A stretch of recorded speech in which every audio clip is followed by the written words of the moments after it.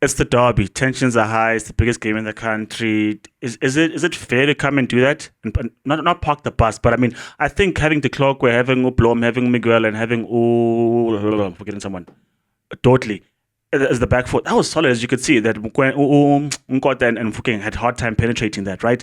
And then obviously there's Ox in there. But as you're saying, they were more there to stifle Pirates than to play themselves. In a big game like that, is it fair on the fans to bring that kind of approach? Okay, who cares about the fans in that sense? Do you know what caring about the fans is, Chuck? Is giving them a result.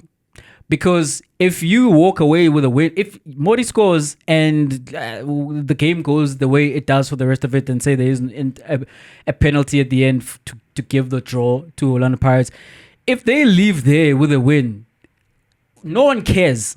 No one cares that it was like more defensive display and it was like a goal in the second minute of the match than anything else, that you were peppering the goal of Orlando Pirates.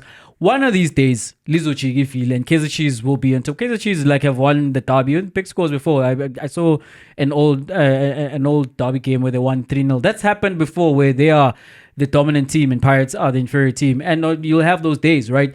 But when you don't have those days, do you know what you want? It's still, first and foremost, you want the victory. You want the result, and that's why for me, Orlando Pirates did not have one of their better games like in the derby, but it was important to come away with the win because, as Coach Rivera said, ultimately this is still a team that is going for the title, and we need 3 points. The big game, but in context, it's another game we need to check off.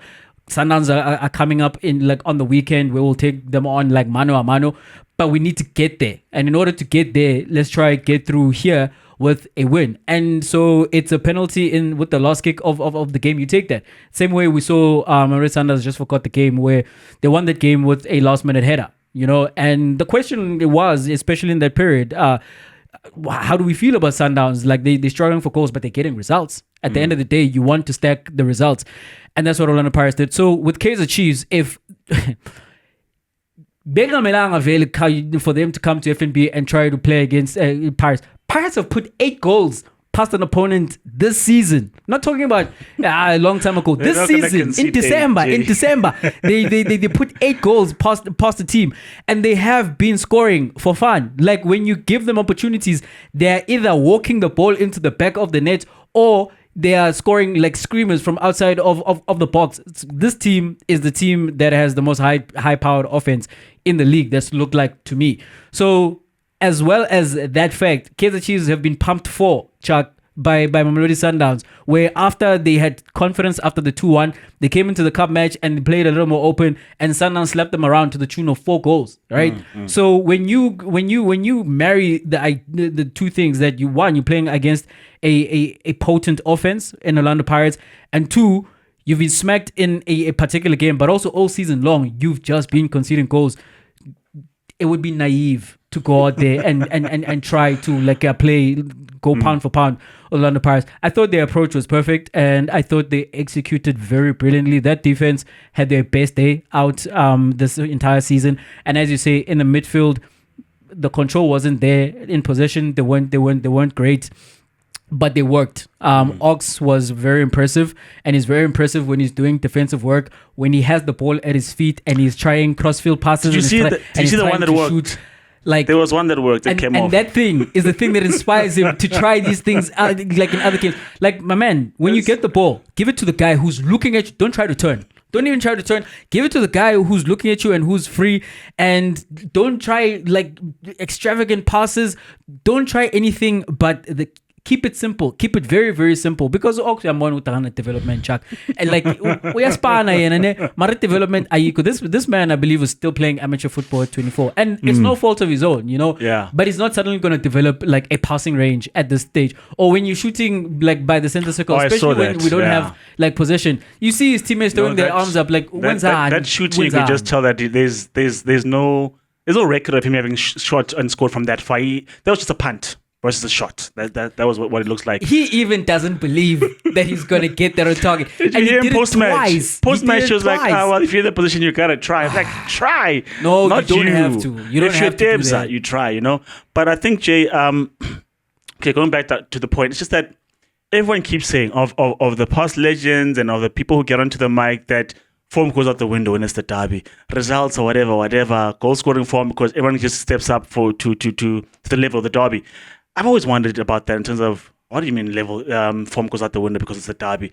If you win one game out of 4, you're still having a bad time, Doesn't mean you're going to then become magically good against Pirates. And maybe it would have been naive to go mano a mano against Pirates because obviously there's no Frosler, there's no cross. You're not trying to bomb down the wings. You're trying to have it stable at the back, which they did quite well.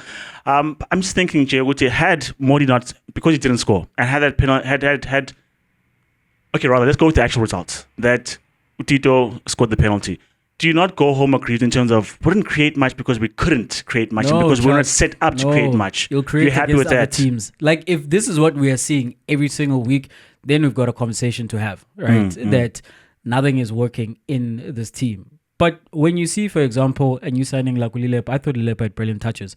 Now he made a mistake trying to run against Soweto. I was like, what do you think is going to happen there? And you'll find out. But were you watching on Zulu commentary? No, I wasn't. I was like to my cousin Nguti, Zulu commentary does not give you any stats or background. It just gives you color commentary because like Ulilepa, the lollipop. I'm like, is this his new nickname? Real Munya.